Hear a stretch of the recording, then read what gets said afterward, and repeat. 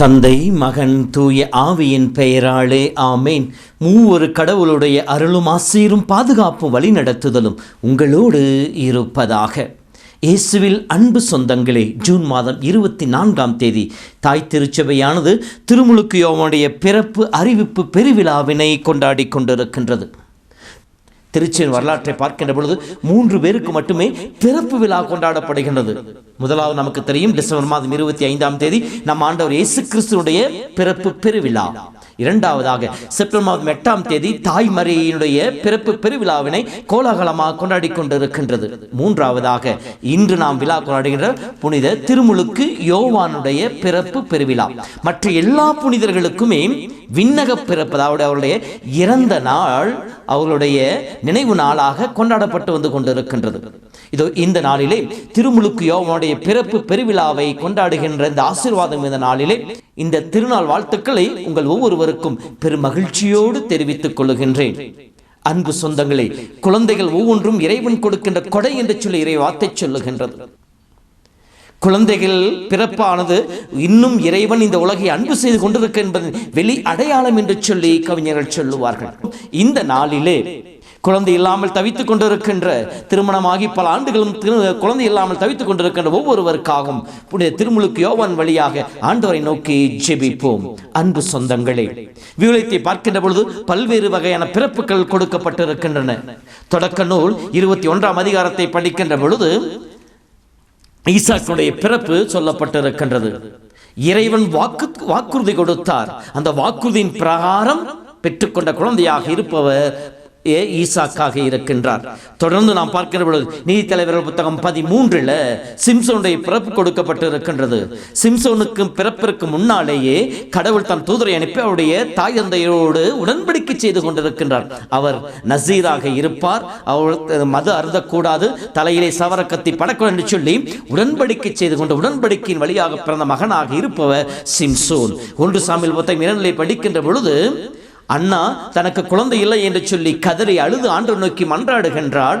அந்த கண்ணீரை கண்ட கடவுள் வேண்டுதலுக்கு பதில் கொடுப்பவராக சாமுவேலை கொடுக்கின்றார்.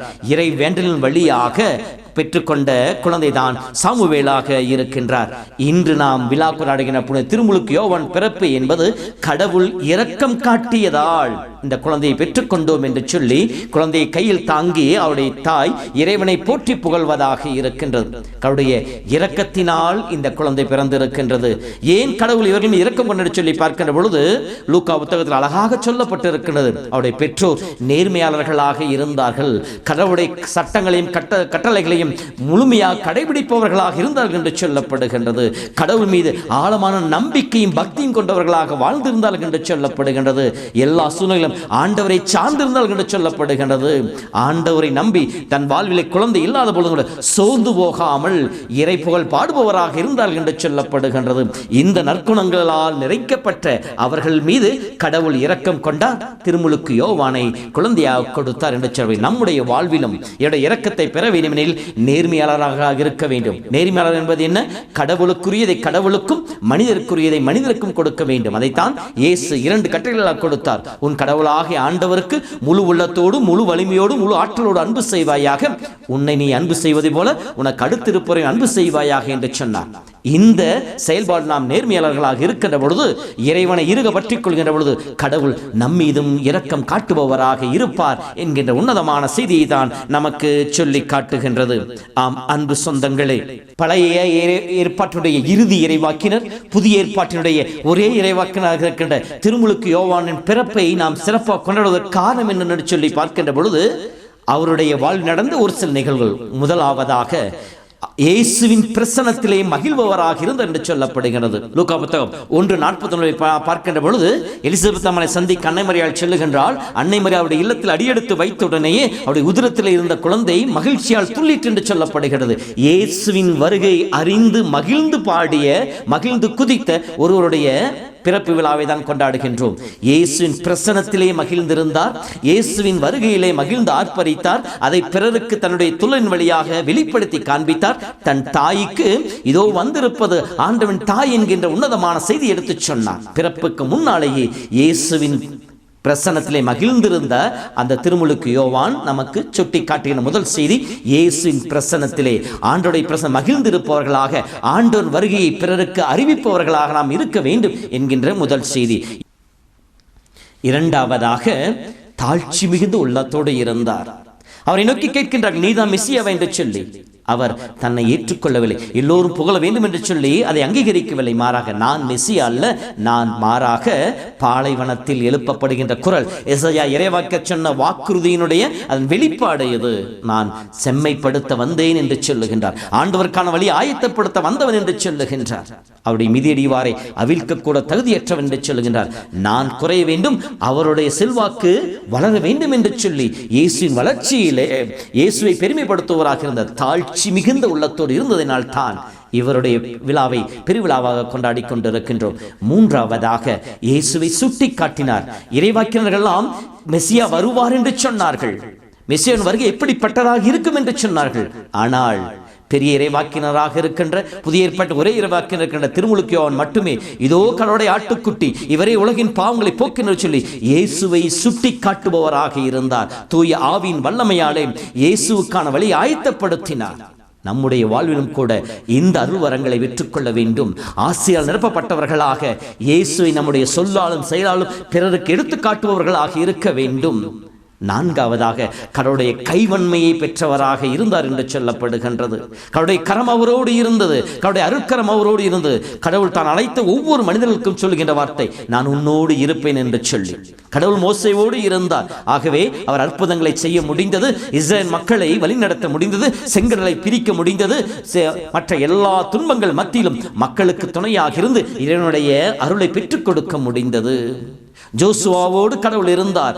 ஜோசுவா 1:5-6-7-8 வசனங்களை படிக்கின்ற பொழுது கடவுள் சொல்லுகின்ற வார்த்தை, தயங்கின ஜோசுவாவுக்கு நான் உன்னோடு இருப்பேன், மோசே இருந்ததை போல உன்னோடும் இருப்பேன் என்று சொல்லுகின்றார். அப்படி கடவுள் ஆண்டவரோடு இருக்கின்ற பொழுது, இப்படி ஆண்டவர் ஜோசுவாவோடு இருக்கிற பொழுது நிகழ்கின்ற செயல்பாடு என்ன? நான் உன்னை கைவிடுவதும் இல்லை, உன்னை நான் விட்டு விலகுவதும் இல்லை என்று சொல்லுகிறார். இப்படி கடவுள் நம்மோடு இருக்கின்ற பொழுது என்ன ஆசீர்வாதம் கிடைக்கும்? நீ எங்கு சென்றாலும் வெற்றி பெறுவாய், நீ செல்லும் இடமெல்லாம் உனக்கு நன்மையே கிடைக்கும் என்று சொல்லுகின்றார். எல்லா இடங்களிலும் நலம் பெருகும் என்று சொல்லுகின்றார். கடவுள் நம்மோடு இருக்கின்ற பொழுது நன்மை பெற்றுக் கொள்கின்றவர்களாக, வெற்றி பெற்றுக் கொள்கின்றவர்களாக இருப்பதை தான் நாம் தாவீதுடைய வாழ்க்கையிலும் பார்க்கின்றோம். பழைய ஏற்பாடு யோசேப்பின் வாழ்க்கையில் பார்க்கிறோம். ஆண்டவர் அவரோடு இருந்தார், அவர் செய்த அனைத்திலும் வெற்றி பெற்றார் என்று சொல்லப்படுகின்றது. ஆண்டவர் எப்போது நம்மோடு இருக்கின்றாரோ அப்பொழுது நாம் வல்லமையான காரியங்களை காண முடியும். இந்த வல்லமையான காரியங்களை காண்கின்ற பிறர் நம் வழியாக கடவுளை மகிமைப்படுத்துபவர்களாக இருப்பார்கள். ஆகவே அன்பு சொந்தங்களே, திருமுழுக்கு யோவானுடைய பிறப்பு விழாவை கொண்டாடுகின்ற இந்த நாளில் நாம் திருமுழுக்கு யோவானிடமிருந்து காணப்படுகின்ற இந்த குணங்களை பெற்றுக்கொள்வோம். இயேசுவின் பிரசனத்திலே மகிழ்ந்திருப்பவர்களாக, அவருடைய பிரசனத்தில் நேரம் செலவழிப்பவர்களாக இருப்போம். இரண்டாவதாக, தாழ்ச்சி மிகுந்த உள்ளத்தோடு இறைவனை மகிமைப்படுத்துபவர்களாக இருப்போம்.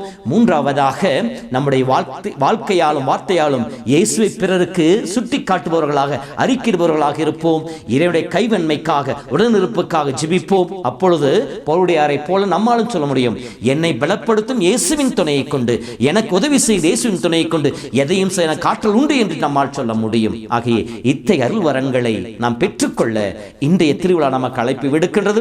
திருமுழுக்கு யோவான் இத்தகைய அருள் வரங்களை பெற்று இயேசுவின் முன்னோடியாய் வாழ்ந்து இயேசுவுக்கு சான்று வந்ததை போல நாமும் இறை அருளை பெறுவோம், இயேசுவுக்கு சாட்சிகளாக இருப்போம், இறைவனுடைய வல்லமை பெற்று நம் வழியாக இறைவனை மகிமைப்படுத்துவோம். ஆண்டவர் உங்களோடு இருப்பாராக. எல்லாம் வல்ல இறைவன், தந்தை, மகன், தூய ஆவியின் பெயராலே ஆமேன். பாலைவனத்து கூக்குரலே, இறைவன் பாதையில் நின்றவரே, ஏசாயா எண்ணத்தில் உதித்தவரே, ஏரோதின் பொய் முகம் கிழித்தவரே. பாலைவனத்து கூக்குரலே, இறைவன் பாதையில் நின்றவரே, ஏசாயா எண்ணத்தில் உதித்தவரே, ஏரோதின் பொய் முகம் கிழித்தவரே.